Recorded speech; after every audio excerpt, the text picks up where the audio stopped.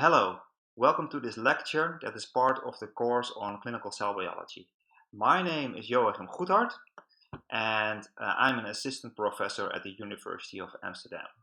I work in the group of molecular cytology, and I will give you this lecture that mainly deals with our research, how we approach cellular systems to learn more about molecules and disease. And before I jump into some nice examples of that, I really want to discuss with you what is life and why are we so fond of using microscopy to study life.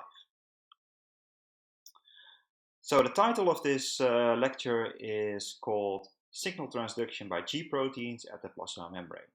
So before we dive right in, I want to introduce our main technology, which is microscopy. So we develop a lot of probes and tools to do microscopy. I will not deal with those today. I just want to focus on microscopy as a technology that enables us to study life. So actually, the primary goal of my research is to understand life, and the secondary goal would be to cure diseases based on that knowledge. Now, first, let's step back a little bit and think about this thing. What is actually life? Can you define life? What does life mean to you?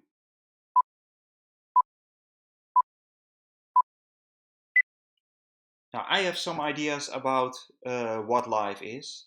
And before I tell you, I have to say that my viewpoint might be a little bit different than yours. I was trained as a chemist. I've been involved in cell biology for quite some time now, but I really have this chemistry kind of look at life.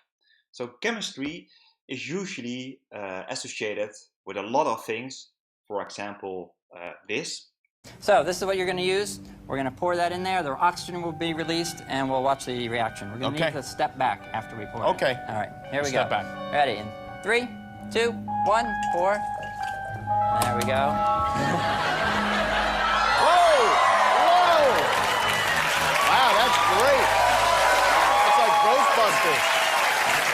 Wow. So now I will give my viewpoint as a chemist on life.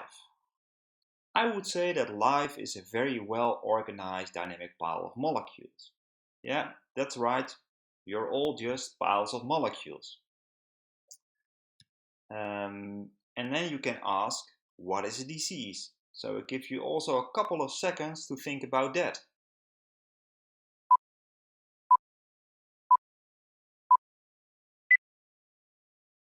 And again, I give you my viewpoint as a chemist. So I think if life just is a pile of molecules that is very well organized, then disease is probably a misregulation between those molecules. And this can be a misregulation in activity, for instance, enzymes that become overactive. It can also mean that molecules are positioned at the wrong location, or that they interact with the molecules that they shouldn't be interacting with. So from this, if you accept this view, you can also define how to cure a disease. And in my view, you can do this by using molecules, drugs, that specifically interact with those molecules that are misregulated. So for instance, you can change their location, you can change their activity, but of course you will need to define and design molecules that can selectively interact with those targets. And this, of course, as you all know, is really, really hard. So how do we go about that? Now, as I said, our primary goal is to understand life, secondary to cure disease. And what follows from this, if you accept that life is a pile of molecules, we need to know a lot about these molecules. We need to know them. We need to know what kind of molecules are actually composing our cells. Which molecules are transducing the signals? Which molecules make sure that the cell grows or migrates? So we need to know those actors, as I call them. Now, learning about these actors has been achieved by a lot of different experiments. You have these huge endeavors like genomics and proteomics. Those make potential cast lists. They make inventories of all the molecules that you can find in our body, or in cells in particular. And now the question arises, is this sufficient? If we know all those players, if we know the actors, we have this cast list, is this sufficient to understand life? Well, genomics and proteomics have been around for a while now, and I think everybody can appreciate that these methodologies have tremendous powers, but it's by far not sufficient to learn something about life. So here's a list of things that I think we need to know about the molecules before we can really understand life.